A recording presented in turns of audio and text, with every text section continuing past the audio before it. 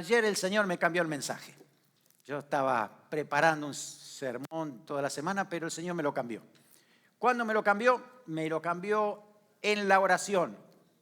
Cuando estábamos orando ayer a la mañana, orando y clamando al Señor, el Señor nos habló directamente, ¿no? Que deberíamos revisar nuestra vida en muchos aspectos, porque conocemos a un Dios santo que está apartado del pecado, y la relación con Él tiene que ser bajo esos aspectos de santidad de Dios. Y eso es lo que el Señor ha puesto en mi corazón, y quisiera compartir con ustedes Isaías capítulo 53, versículos 1 y 2, acerca de lo que significa estar a cuentas con Dios. A cuentas con Dios. Es mejor estar a cuentas con Dios hoy que no a cuentas con Dios al final de los tiempos, porque eso va a ser bravo, según lo que dice la Biblia. Por eso, mejor prepararse hoy, revisar el corazón y entender lo que Dios quiere hablarnos en este día. La verdad es que Dios quiere bendecirnos de muchas maneras. Dios nos ama, Dios tiene un plan con nuestras vidas, pero lo primero es lo primero. Y lo primero que nos dice Dios es justamente lo que dice aquí. Isaías capítulo 59, desde el versículo 1 y 2. Dice: he aquí que no se ha acortado la mano de Jehová para salvar, ni se ha agravado su oído para oír. Pero vuestras iniquidades han hecho división entre vosotros y vuestro Dios, y vuestros pecados han hecho ocultar de vosotros su rostro para no oír. Hasta ahí nomás vamos a leer. Dios habla, Dios mismo, Él dice que de parte suya no hay ningún cambio. No es que Dios ha cortado la mano para no salvar o ha tapado los oídos para no oír, porque hay ciertos momentos en que nosotros entendemos que algo sucede entre Dios y yo. Algo pasa en nuestra relación. Y en ese momento es cuando decimos: ¿será Dios que se aleja de nosotros? ¿Será Dios que está pensando otra cosa? Y Dios dice: no, conmigo no. Revisa tu corazón. Y ahí nos habla justamente de eso. ¿Cuál es el problema? El problema que nos tenemos que enfrentar cara a cara todos los días y revisar nuestro corazón. El problema es división con Dios. Lo dice ahí, ¿no? Dice que los pecados hacen división. Creo que es importante entender esto, porque no podemos vivir a nuestro estilo, a nuestra manera, como nos parece a nosotros, porque vamos a llegar a tomar muy malas decisiones. De pronto nos vamos a encontrar decidiendo cosas que Dios dice que eso no es agradable a Él. Y la Biblia lo define como pecado. Pecado es una palabra que parece que hoy no se usa mucho. A nivel secular, esta palabra parece que ha desaparecido, pero cuando vamos a la Biblia entendemos que es una palabra que todo el tiempo Dios habla de esto. De hecho, Jesús murió en la cruz por los pecados. Entonces tenemos que saber que pecado es todo aquello que le ofende a Dios. Pecado es todo aquello que podamos hacer nosotros y es desagradable a Dios. Y uno dice: ¿y cómo yo sé que es desagradable? Bueno, mira, Dios ya lo dijo. Para eso nos ha dado la Biblia, la palabra de Dios, porque ahí específicamente nos dice qué es lo que a Dios le desagrada y qué no. Entonces, cuando vamos a la palabra de Dios, entendemos qué significa esto. Si vamos a ser específicos con la palabra pecado, la palabra pecado en su original significa errar al blanco. Tienen un target y tú tienes que darle justo en el centro, pero si le pegas afuera, entonces esa desviación hace que para Dios sea contado pecado. Y ese pecado, justamente lo que dice aquí la palabra de Dios, es que nos separa de Dios. Esto es tan fuerte que muchas veces nosotros queremos orar y bendecir a otro que no está bien con el Señor, y es nuestro deseo. Me ha pasado muchas veces: pastor, ore por mí, que el Señor haga tal cosa. Ok, y de repente, si hay una persona que no está en relación con Dios, que está viviendo su pecado, yo no lo puedo bendecir. ¿Tú puedes bendecirlo? Si Dios no lo bendice, no lo puedo bendecir yo. La situación es que, según la Biblia, Dios no bendice al pecador. ¿Escucharon eso? A veces creemos que sí, que Dios bendice a todo el mundo. No, Dios no bendice al pecador. Dios bendice a los que se han arrepentido.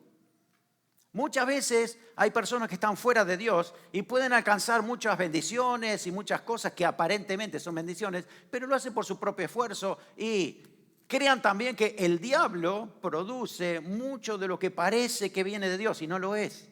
El diablo puede proveer muchas cosas y estar creyendo que es Dios que está bendiciendo.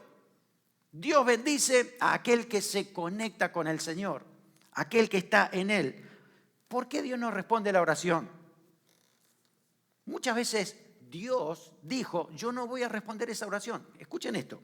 Ezequiel capítulo 20, versículo 3. Dios le dice al profeta, hijo de hombre, habla a los ancianos de Israel. Le está hablando al pueblo de Dios. Y dice, así ha dicho Jehová el Señor, ¿a consultarme venís vosotros? Vive o yo, que no responderé, dice Jehová el Señor. ¿Escucharon eso?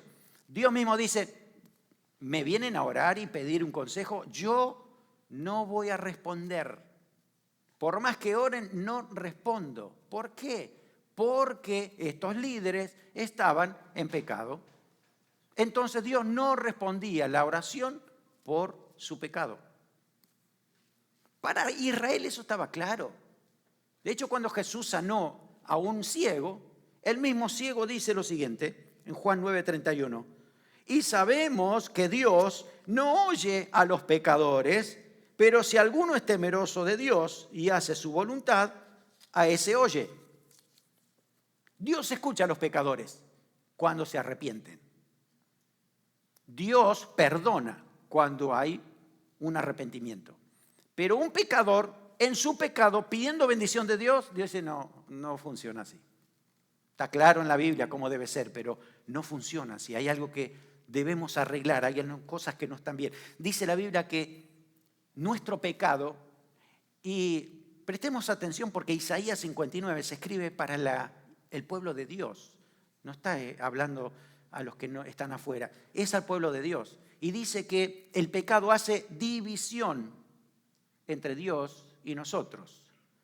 Esa palabra división en hebreo es la palabra badal, que significa separar, apartar, hacer diferencia, excluir y hasta huir. Claro, no es Dios el que hace eso, soy yo con mi pecado. Me aparto del Señor y cada vez me parece más lejano Dios y parece que hasta estoy huyendo de Dios. Y si hay momentos en que Dios se manifiesta, mejor no estoy ahí. Ese es mi problema, porque hay algo en mi corazón que está sucediendo, que me está diciendo, tienes que arreglar algo con Dios para estar a cuentas con Él, para que puedas tener esa relación que Dios dice en su palabra. Muchas veces lo vemos a esto y recordamos que desde Adán mismo empezó la situación de caída. Adán había pecado contra Dios, había desobedecido y él mismo se apartó. Dios lo estaba buscando. Ustedes ya creo que habrán leído por lo menos Génesis 3, que dice, ¿dónde estás tú? Y Adán dice, me escondí. ¿Quién fue? ¿Dios? No, Dios los estaba buscando y ellos se escondieron. Por eso esa división no la causa Dios, la causa nuestro pecado, la causa nuestras decisiones fuera de su voluntad. Fíjese que Dios no puede ver el pecado y pasar desapercibido. ¿Alguna vez se preguntó por qué Jesús dijo en la cruz, Padre, ¿por qué me has desamparado? ¿Cómo es que Dios lo desamparó? ¿Cómo es que Dios se distanció de su Hijo si eso nunca pasa? Nunca pasó ni va a pasar. Pasó solo unas horas en la cruz del Calvario porque Jesús llevaba el pecado de la humanidad. Y ese pecado a Dios hacía que haya un desamparo, una división. Sin embargo, Jesús estaba muriendo por esos pecados, no por los de Él, porque Jesús nunca pecó. Estaba muriendo por los pecados de la humanidad. La división empieza en nosotros y nos empezamos a separar de Dios justamente por eso. La expresión bíblica, cuando nosotros cometemos un pecado a sabiendas delante de Dios, es que Dios esconde su rostro. Es que no puedo ver lo que estás haciendo, diría Dios. no puedo creer, y es como que se tapa los ojos, esa expresión. Miqueas 3:4 también dice, clamaréis a Jehová y no responderá, antes esconderá de vosotros su rostro en aquel tiempo, por cuanto hiciste maldades obras. Es decir, Dios mismo está diciendo, si no andan de acuerdo a lo que yo he dicho, yo no puedo decirles lo que tengo que decir, bendecirlos, guiarlos y decir que está todo bien. No, Dios es claro. Dios habla primero y pone en claro nuestras vidas. El problema que tenemos, uno de tantos problemas, por la cultura en que vivimos, es que creemos que Dios tiene matices como lo tiene la cultura. Creemos que Dios debe ser con el pecado, tiene un abanico de posibilidades. Debe haber como un arco iris entre todas las posibilidades de un pecado. Y Dios no. Si vamos a la Biblia, Dios es como monocromático. O es blanco o negro, o es claro o oscuro. No hay grises con Dios. El problema es que nosotros a veces nos parece que sí, que hay diferentes pecados que pueden tener cierta escala y no es verdad. Miren, la verdad no tiene matices. O dices la verdad o no la dices. 99% de verdad, ¿qué es? Es mentira. Por eso no hay matices para la verdad. No existen las mentiras blancas. Para Dios, ¿qué color serían? ¿Grises? Son negras, oscuras. Porque no hay cosa intermedia para Dios. Por eso debemos entender cómo Dios ve las cosas. Y el pecado no es que, hay un matiz. El adulterio, por ejemplo, no tiene matices. O adulteras o no adulteras. Si alguien adulteró con una persona o con 5, ¿hay alguna diferencia para Dios en adulterio? No, los dos están en adulterio. ¿Hay una diferencia para Dios en que alguien que pecó carnalmente con una persona o que alguien miró con los ojos pornografía, por ejemplo, de otra mujer? ¿Hay alguna diferencia para Dios? No, no hay matices. Jesús dijo, el que mira a una mujer para codiciarla, ya adulteró con ella en su corazón. No hay matices porque está en el corazón. Pero el mundo dice que sí. Y eso se infiltra dentro de nosotros creyendo que algo nosotros podemos manejar. Y hasta justificar. La idolatría no tiene matices. Yo estaba luchando conmigo mismo para hablar de este tema porque entiendo que todos hemos venido de una religión tradicional lleno de idolatría. Y si vamos con la mano en el corazón, yo tengo que decirles la verdad. Y la palabra del Señor dice que la idolatría es pecado. Y para Dios no hay matices. ¿En qué sentido? En que hay un Baal, un Moloc, o una virgen, o un santo. Para Dios le da igual. ¿Por qué? Porque estamos poniendo nuestra confianza en otra cosa que no sea en Jesús. ¿Me siguen lo que dice la palabra? No hay matices. Pero cuando Dios toca con su palabra a la persona que trae convicción, lo reconoce y dice, eso es pecado, yo lo abandono inmediatamente. Estuve en mi oficina, vino un líder de la Iglesia Católica de un pueblo vecino que no quiero decir ni nombre ni ciudad porque sé que él la está pasando mal. Pero vino a hablar conmigo. Necesito hablar con un pastor evangélico porque estoy encargado del catecismo de 1000 personas y yo le estoy enseñando que tienen que adorar las imágenes. Y voy a la Biblia y ahí me dice, no te harás imagen. Y me siento mal. ¿Qué puedo hacer, pastor? Me dice. Y yo le digo, la verdad es que Dios te está tocando, mira. Dios te está mostrando la realidad, porque es cierto. Y dice él, cada vez que entra una persona a la Iglesia Católica empieza a tocar las imágenes. Yo lo veo como muertos que van entrando y haciendo algo que a Dios no le agrada. Wow, digo, Señor. Esa persona ahí mismo recibió a Cristo en su corazón. Y oren por él porque tiene un problema gordo con toda su necesidad. Pero la realidad es que hemos sido engañados por miles de años, creyendo que la idolatría es simplemente algo que nos puede acercar a Dios. No es cierto. No hay matices. Dios dice que no, que es idolatría. Hay que dejarlo de lado y adorar a Dios verdadero, a Jesucristo. Porque el Señor Jesús es el único camino al Padre. Lo dice la Biblia. Entonces, los matices nos engañan. No hay matices con el chisme y la murmuración. Es que yo solo chumeo de mi suegra. Pero chumear de la suegra, chumear del pastor, ¿usted cree que hay alguna diferencia? Murmurar de un hermano, de 2 o de 20, es lo mismo. Para Dios es pecado. La murmuración es pecado. Y no hay matices con esto. Si Dios dijo que es así, punto. Nosotros no tenemos que murmurar ni andar chismeando entre el pueblo, porque eso dice la palabra de Dios. No hay matices con eso. No hay matices en el rencor. No me puedo dar el privilegio, entre comillas, de no perdonar a alguien porque fue muy grande la ofensa.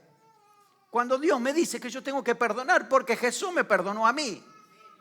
Es así. Pero en mi herida yo creo que puedo darle matices. Y a algunos los amo más que a otros. Y a algunos los empiezo a odiar un poquito.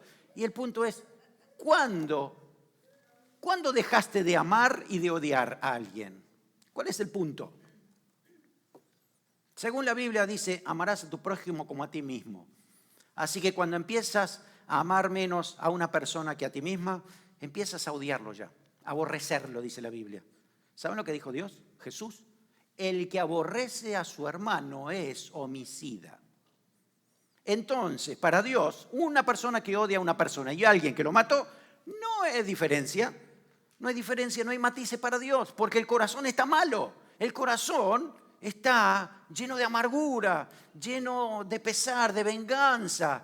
Oh, necesita un trato de Dios ese corazón.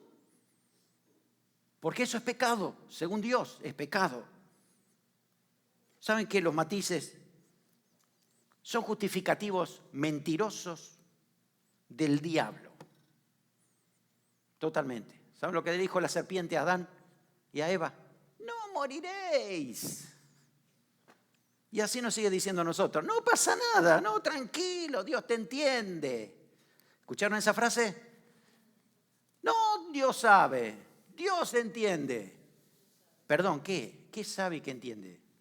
Sí, obvio que es omnisciente y sabe todas las cosas, pero ¿qué entiende? ¿Entiende mi pecado? Dios dice, ay, pobrecito, y si no, Él es un hijo especial. Él puede pecar más que los otros. ¿Usted cree que Dios hace eso? No hay matices para Dios con sus hijos. Es igual, blanco y negro. O amamos al Señor realmente como debe ser, o vivamos en el pecado. No hay término medio. En serio, o amamos al Señor con todo nuestro corazón, o vivamos en el pecado, pero en el medio ni siquiera te conviene. Porque si está en el medio te va al infierno y pecando mucho te va al infierno, peca mucho mejor. Me tiene que entender lo que dice la palabra. Son dos posiciones. O soy justo delante de Dios por Cristo, o soy pecador condenado. ¿Dónde estoy? Por eso el Señor dice que hay divisiones entre Él y nosotros.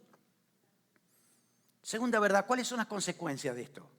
Podemos vivir así y de repente, por ahí, en un momento nos damos cuenta que al final de nuestros días nos arrepentimos de todos los pecados. ¿Cuáles son las consecuencias? Según la Biblia, las consecuencias son trágicas porque la ira de Dios está sobre el pecado. Vas a la Biblia y vas a encontrar esto.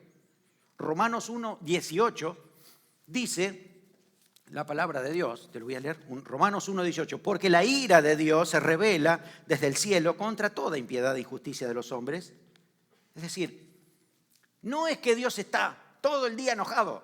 No es esa imagen. Dios es amor, pero su justicia, en su carácter justo, lo que hace es, se manifiesta su ira cuando hay pecado. Así debería ser siempre. Y la pregunta, ¿y por qué hoy no vemos que Dios esté castigando continuamente a todo aquel que peca? Porque Jesús murió en la cruz e hizo propiciación, apacigua la ira de Dios para el día del juicio final, pero no la quita. La apacigua, para el día de la justicia final. Juan 3:36. Por favor, fíjense lo que dice Jesús.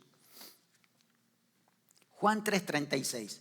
El que cree en el Hijo tiene vida eterna, pero el que rehúsa creer en el Hijo no verá la vida, sino que la ira de Dios está sobre él. ¿Lo leyeron? Este versículo normalmente no aparece en los cartelitos, las propagandas y demás, porque es parte de Juan 3:16. No sé si sabían. Juan 3:16, donde dice, porque de tal manera amó Dios al mundo, que ha dado a su Hijo unigénito, para que todo aquel que en él cree no se pierda, mas tenga vida eterna. Sigan leyendo los versículos y van a caer en el 36, que dice que si alguien rehúsa creer en el Hijo, no verá la vida, sino que la ira de Dios está sobre él. Entonces, la justicia de Dios se aplica sobre el pecado. Y si no nos castiga inmediatamente es porque Jesús hizo propiciación. La verdad es que cuando cometemos pecado, lo primero que afectamos es al Espíritu Santo. Y estoy hablando a creyentes. El Espíritu Santo que mora en nosotros, desde el día que recibimos a Cristo en nuestro corazón, el Espíritu Santo vino a hacer morada. Pero cuando empezamos a tener rencor, amargura, ira, gritería, enemistades, dice Efesios que contristamos al Espíritu Santo. Por lo tanto, es pecado. Lo estamos contristando al Espíritu Santo. Fíjese que el Espíritu Santo, hay un camino en caída libre con respecto a nuestra relación con el Espíritu Santo si no abandonamos el pecado. Porque aquí dice que podemos contristarlo al Espíritu Santo. Pero si usted va a 1 Tesalonicenses 5:19, dice, no apaguéis al Espíritu. Así que ese mismo Espíritu que se contrista puede apagarse si nosotros no somos obedientes, si no lo escuchamos, porque ¿para qué nos va a seguir hablando si no lo escuchamos? Ahora, también se puede resistir al Espíritu Santo. Hechos 7:51, Esteban dice, duro de cerviz e incircunciso de corazón y de oído. Vosotros resistís siempre al Espíritu Santo. La resistencia al Espíritu Santo hace que ese corazón se cierre y no quiera pedir perdón. Cuidado, porque el Espíritu Santo puede apartarse también de un corazón que no quiere arrepentirse. Primera de Samuel 16:14. El Espíritu de Jehová se apartó de Saúl y lo atormentaba un espíritu malo de parte de Jehová. Se apartó el Espíritu Santo. Ok, haz tú lo que quieras, porque si no me das lugar a mí, pues entonces haz tu obra. Y cuidado, porque puede llegar lo peor de todo, y es blasfemar contra el Espíritu Santo. Lucas 12:10 dice que el que blasfemare contra el Espíritu Santo no le será perdonado. ¿Por qué no le será perdonado? Porque no quiere arrepentirse. El que ha blasfemado contra el Espíritu Santo ha cerrado tanto su corazón que no quiere arrepentirse. Le parece que así está bien y los demás que hagan lo que quieran. Y puede que esté hasta dentro de una iglesia. Cuidemos nuestra relación con el Espíritu Santo. Porque sin el Espíritu Santo no hay convicción y no hay salvación. Necesitamos al Espíritu Santo en nuestro corazón, por eso debemos cuidarlo. El pecado nos separa, nos contrista el Espíritu. Así que inmediatamente tenemos que arreglar cuentas. La incredulidad también dice la palabra de Dios que endurece el corazón. Si yo no empiezo a creer que Jesús vino a morir por mí porque soy pecador y debo arrepentirme de mis pecados, empiezo a dudar, empiezo a entrar en incredulidad. Hebreos 13:12 dice, mirad hermanos, que no haya en ninguno de vosotros corazón malo de incredulidad para apartarse del Dios vivo. Fíjese que eso nos aparta de Dios, justamente lo que dice la palabra. Cuidado porque además de todo esto, algo pasa dentro de nosotros y es nuestra conciencia empieza a cauterizarse.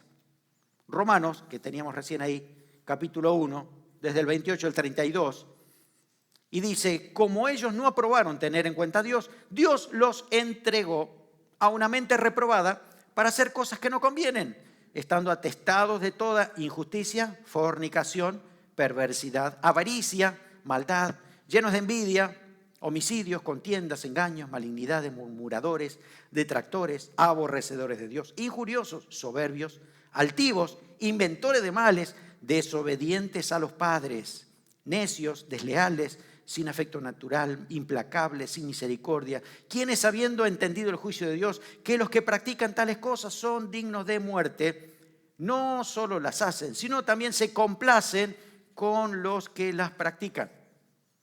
Me puede decir, no, yo no hago todo eso. Ah, pero bueno, a veces veo, y bueno, está bien, pasajero, pero me complazco con lo que otros hacen.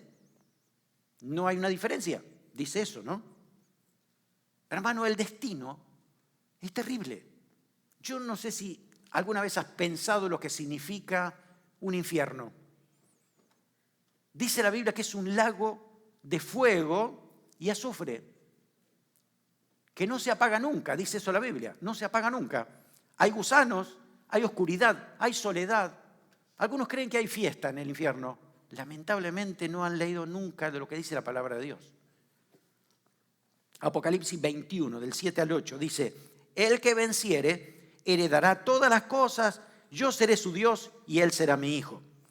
Pero los cobardes e incrédulos, los abominables y homicidas, los fornicarios y hechiceros, los idólatras y todos los mentirosos tendrán su parte en el lago que arde con fuego y azufre, que es la muerte segunda. ¿No creen que es para meditarlo bien y tener muy en cuenta qué nos espera? Todo aquel que rechaza lo que Dios ha propuesto, todo aquel que resiste al Espíritu Santo, que no quiere escucharlo, todo aquel que rechaza al Hijo, dice que termina ahí.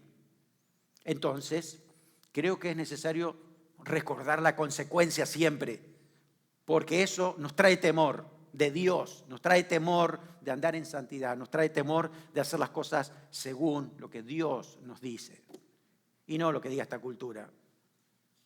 Me importa mucho lo que otros hagan, porque sí es doloroso ver a otros que se van al infierno, pero no puedo ajustarme a sus pecados para que se sientan mejor. No estamos acá para que se sientan mejor. La iglesia no existe acá para que los seres humanos se sientan mejor. No estamos acá para beneficencia. Estamos acá porque somos la agencia de Dios para traer salvación a este mundo que está perdido. Este mundo necesita que los cristianos alumbremos con luz divina para demostrar qué es pecado y qué no es pecado. Por eso dice que el juicio es necesario que comience por la casa de Dios. ¿Por qué? Porque nos tiene que purificar a nosotros, porque Dios después nos tiene que poner como ejemplo a otros. Ustedes tienen que andar como estos hijos, diría Dios, a la gente. Y de esa manera entienden lo que Dios ha dicho, porque sí es posible ponerlo en práctica. ¿Por qué? Y porque los cristianos verdaderos aman a Jesús, rechazan el pecado, toman decisiones, a veces pecan, pero se arrepienten inmediatamente y siguen bajo la gracia del Señor. A eso somos llamados. ¿Cuál es la solución? Según la palabra de Dios, es el sacrificio de Cristo. No tienes otro. No hay manera de ganarse la salvación. Un pastor dijo, si fuera así, Dios hubiera dicho, no voy a mandar a Jesucristo a la cruz. Arréglense, sálvese quien pueda. Y la verdad es que Dios tuvo que mandar a Jesús a la cruz, porque era la única provisión para alcanzar salvación y ser libre del pecado.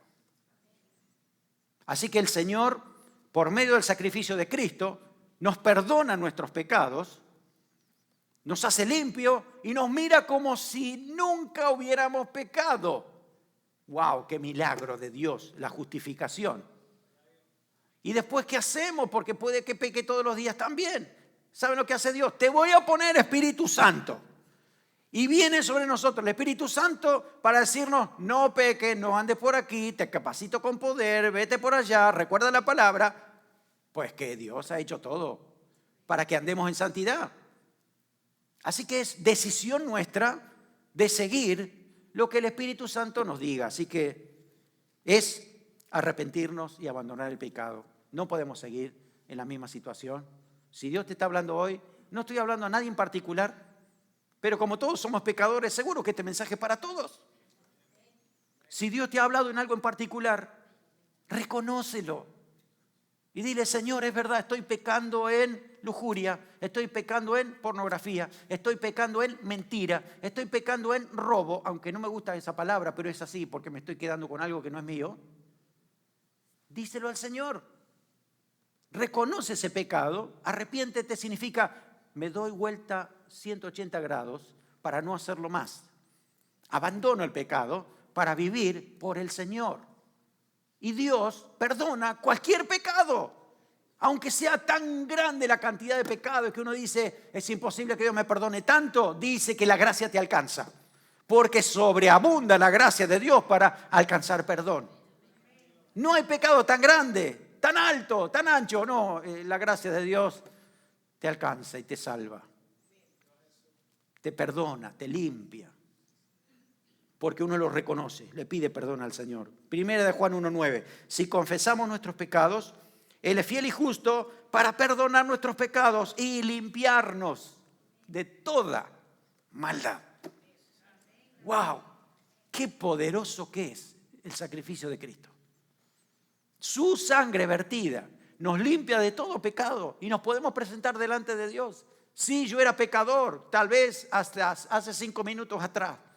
Pero le pedí perdón al Señor y ahora el Señor me ha limpiado de todo pecado. Soy santo delante del Señor. Puedo vivir de acuerdo a lo que Dios quiere. Hermano, el diablo nos engaña mucho, nos pone muchas cosas alrededor para creer que esto es complicado. Y el Señor trae salvación. Si tú vas a Apocalipsis, te vas a dar cuenta que hay una multitud de millones de salvados, rescatados por la sangre de Cristo, con vestiduras blancas, adorando al Cordero por toda la eternidad. Ahí estamos nosotros. Ese es el cuadro. Millones y millones que han aceptado a Cristo y pueden vivir en santidad. Pero hoy aquí hay que arreglar cuenta con el Señor. Hay cosas que producen división con el Señor. Las tenemos que reconocer. Isaías capítulo 1, versículo 18 dice: venid luego, dice Jehová, y estemos a cuenta. Si vuestros pecados fueren como la grana, como la nieve serán emblanquecidos. Si fueren rojos como el carmesí, vendrán a ser como blanca lana. Dios perdona cuando lo reconocemos, nos arrepentimos y lo abandonamos definitivamente. ¿Qué pasa si no me arrepiento? Estás en peligro. Estás en peligro. Puede que Dios quiera disciplinarte en amor para corregirte, para que no te pierdas. Y las disciplinas a veces son duras y fuertes, pero necesitamos esa corrección. Entonces, antes de que Dios nos discipline, ¿por qué no nos autodisciplinamos? ¿Por qué no le pedimos al Señor que realmente trabaje en nuestro corazón y nos ayude a andar en santidad? Porque es obra del Espíritu Santo en nuestra vida. No es por obras, hermano. Es obra de Dios en nuestras vidas.